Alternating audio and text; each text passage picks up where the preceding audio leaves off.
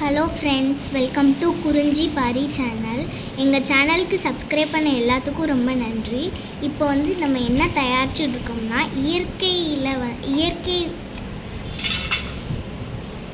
இயற்கை முறையில் நம்ம சோப்பு எப்படி தயாரிக்கிறதுன்னு தான் பார்க்க போகிறோம்.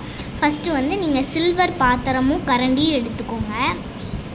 அதில் வந்து உங்களுக்கு தேவையான அளவு நீங்கள் வந்து எவ்வளோ வந்து சோப்பு தயாரிக்க போகிறீங்களோ அந்த அளவுக்கு நம்ம காஸ்டிக் சோடா வந்து எடுத்துக்கணும். நாங்கள் வந்து ஒரு கிளாஸ் வந்து ஒன்றரை கப்பு வந்து காஸ்டிக் சோடா வந்து ஆட் பண்ணியிருக்கோம். அதில் வந்து சுத்தமான தண்ணி எடுத்துக்கணும். அதில் வந்து 2.5 மடங்கு வந்து காஸ்டிக் சோடா ஆட் பண்ணியிருக்க 2.5 மடங்கு வந்து சுத்தமான தண்ணி வந்து ஊற்றிக்கணும். இதில் வந்து கொஞ்சம் நெறி வரும், ரொம்ப சூடாக இருக்கும். குழந்தைங்க யாரும் தொட்டக்கூடாது. முடிஞ்ச பட்சத்துக்கு வந்து பார்த்திங்கன்னா நீங்கள் வந்து க்ளவுஸும் மாஸ்க்கும் போட்டுக்கோங்க.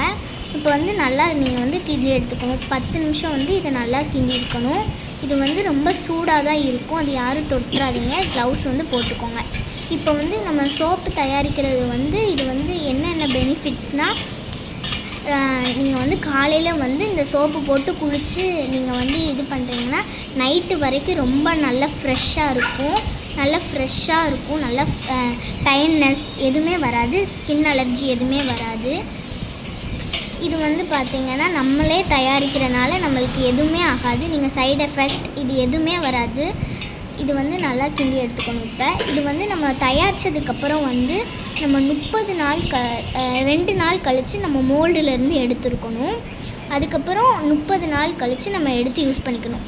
இப்போ வந்து நம்ம இயற்கை முறையில் வந்து நம்மளே ஆட்டின தேங்காய் எண்ணெய், தோப்பில் ஆட்டி அரைச்சி வந்து வச்சுருக்க தேங்காய் எண்ணெய் வந்து காஸ்டிக் சோடாவுக்கு 6.5 மடங்கு வந்து ஊற்றிக்கணும் தேங்காய் எண்ணெய்.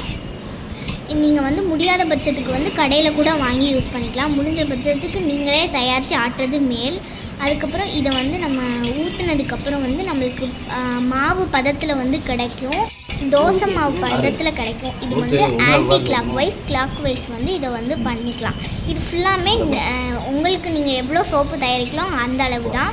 நீங்கள் வந்து இதே மாதிரி பண்ணணும்னா கிடையாது. உங்களுக்கு எவ்வளோ சோப்பு வேணுமோ அவ்வளோ யூஸ் பண்ணிக்கோங்க. இப்போ வந்து நம்ம நல்லா இது பண்ணிக்கலாம். இப்போ வந்து நம்ம இதை வந்து 40 நிமிஷம் நல்லா கிண்டி எடுத்துக்கணும். கிண்டாமல் விடக்கூடாது, கிண்டி நல்லா எடுத்துக்கோங்க.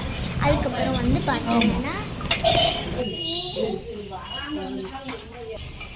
இப்போ வந்து இந்த சோப்பை வந்து எங்கள் அப்பா 10 வருஷத்துலேருந்து தயாரிச்சு. இது வந்து நம்மளுக்கு நாங்கள் யூஸ் பண்ணதுலேருந்து ரொம்ப நல்லாவே இருக்குது. இது வந்து ஃப்ரெஷ். இது வந்து பார்த்தீங்கன்னா கடையில் வாங்கின சோப்பு வந்து முறை வராது, இது முறை வரும். அதுக்கப்புறம் வந்து நீங்கள் வந்து இது வந்து நீங்கள் குப்பைமேனி, லெமனு, தேங்காய் எண்ணெய், அதுக்கப்புறம் வந்து கத்தாழை இதெல்லாம் யூஸ் பண்ணிக்கலாம்.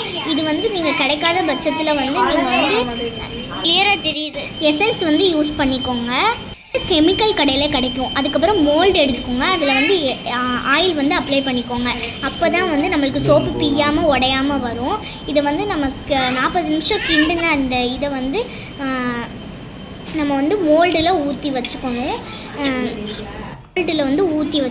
இதை வந்து நம்ம வந்து காய வைக்கும்போது 1 மாதத்துக்கிட்ட காய வைக்கணும். காய வைக்கும்போது குழந்தைங்கள் யாருமே தொடக்கூடாது. இதை தொட்டால் வந்து நம்மளுக்கு ஸ்கின் அலர்ஜி இதெல்லாம் வரும்.